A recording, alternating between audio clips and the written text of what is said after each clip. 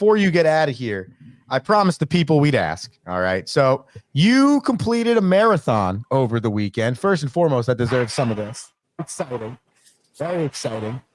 2 hours and 3. No, I'm kidding. That would be electric. Yeah, right. That'd be a world record. I was halfway done at 2 hours. Talk to us. What is it like running 26.2 miles? Because I read a statistic, thanks to your beautiful wife, that less than 1% of Americans complete a marathon. So world population. So you're one of literally 0.5% that does something. That's pretty cool. That is actually a really fun stat. Someone told me that early on in the training, like someone who had run one before, and I was like, oh, that's like pretty cool. That's like fire, yeah. But then as you get deep into training, like you're like, oh, okay, this like kind of motivates me, and then like you get done with it, and you're like, yeah, this is awesome. But it was an incredible experience. I trained for 18 weeks, which was probably my favorite part.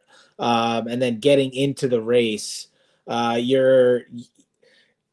it's hard to explain. Like you're prepared, I think the longest I ran in training was 19 miles. So you're prepared to go 3/4 of the race, and the 3/4 of the race that you prepare for, like you're relatively in control of yourself for. Like the first half of the race I was in full control, no problems, running my pace, felt great. And then that third stage, where you start getting into like, all right, this is the longest I've ever run. You're starting to feel like, okay, like you're starting to feel fatigue, and you're like, all right, I'm like 3 hours in, and like I've been running for 3 hours. Like I'm good, right. Like, yeah, all right, here we go. I'm good. You're running on a street, so your feet, your ankles are killing you. Sure. And then, you start getting into that point of no return where it's like, listen, like you're tired. Yeah. But you have an hour at least left to go. Yeah, like it's a minimum. So you control the speed, but you really can't control anything right now. You're just moving like a robot. Exactly. Right? It is. You just have to keep moving, right? Like you kind of know that you're not peeing. You're not doing anything. No, I peed at 13. I peed like halfway, knowing that I needed all of my senses to complete the final piece. So as you get into the last 6 to 8 miles, it starts to become more of a mental challenge than anything. Obviously, physically, you're starting to feel very beat up and weak. Right. But like you're at a point of no return, because if you stop and like you start walking, like I just don't know if you're ever going to start up again. Yeah. And there were people walking, and like it was tough to like run by, because you're like, man, I kind of want to walk with you, and I get why you're tired, but like I can't do that. Right. And you still, if you walk for a mile and then run the other 25.2, you still complete a marathon. And it's but it doesn't feel the same. For me, it doesn't feel the same. I would agree. No, listen, I've never ran more than probably 7 miles, but I would say that I understand that feeling. Yeah. I think obviously I had a goal time, which I knew was a little bit of a stretch, but I'm happy I came very close to it. You were really close to it. But like I think more than the goal time, running the whole thing was probably most important to me. So what does it feel like after you complete the marathon? Because you were describing it to me, and I found it very interesting the way you described it. Yeah, it was. So you struggle for the last 6, and I mean, you are every cliche in the book. I mean, if you've been in a locker room and you said it to your teammates, you said it to yourself at the land, like 1 mile at a time, 1 step at a time, like you didn't come all this way just to walk now, like like that's it, like just keep going, like it's gonna be worth it in the end, like it's about the journey, it's not the finish. like you got it all. So you finally get to the end, and I stop running, and like you're just hit. There's 2 waves that you're hit with that I was not prepared for. One was the physical, and that was like I stopped running, and like my left quad was like 10 times worse than what it was hurting, but then like it just completely knotted up. So like I can't, like I take a step, I like can't walk. Everything's starting to cramp up because you got no water. You just I hydrated the days before. I took my, but I'm just 26 miles. Listen, no, So you're out of breath. You're just like, you're kind of like in a daze. Like, I can't believe that just happened. And that's physical. Then this mental wave of emotion comes over you. Like you did it, like it's over. And like, you can kind of relax now, but you can't relax because your body's in such bad shape. And you're just caught in between this, like, how do I not collapse? And like, how do I try and enjoy this? And like the emotion, the physical like, I have never experienced like that level of shock after anything, I think, in my life. And it was like tough to control. It was pretty crazy, actually. How long after that experience right there did it take for you to, and I know feeling normal is a real relative term here, Yes. but to feel back to like, okay, I'm like a human again? Like officially, like a little bit the same day, like a little bit same day. Like it took like, I mean, the walk back to the hotel was tough. I I can't mean, imagine.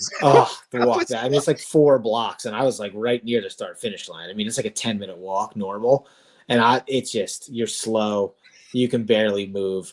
Like I go to lay down in the bed in the hotel, and like I can't lay because you can't move because everything starts getting tight. Like my knees would get tight, my hips.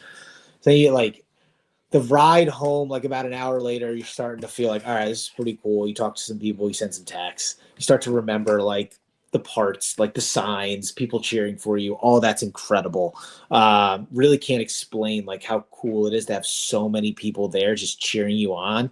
They look at your bib, they say your name, they're like, you're doing great. They're like, yeah, 799, you got it. They're like, oh, here we go, Rocco, you're crushing. You're like, thank you, but like, just leave me alone. Like,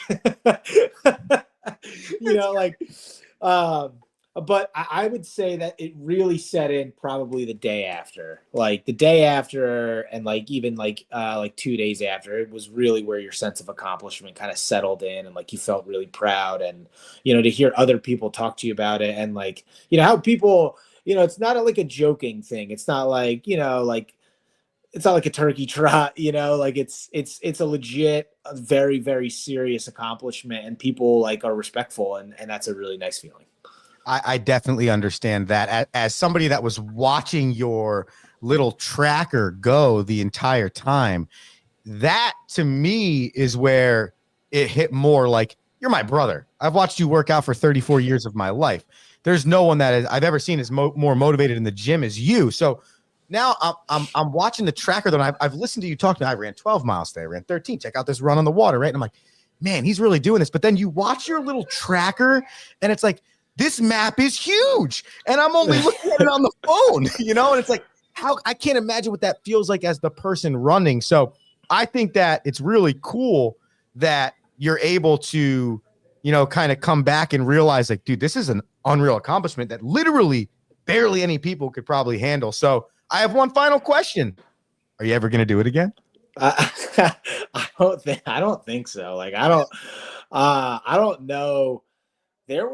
There were people that finished the race that just like, high five, here's my, aluminum blanket, like walking off.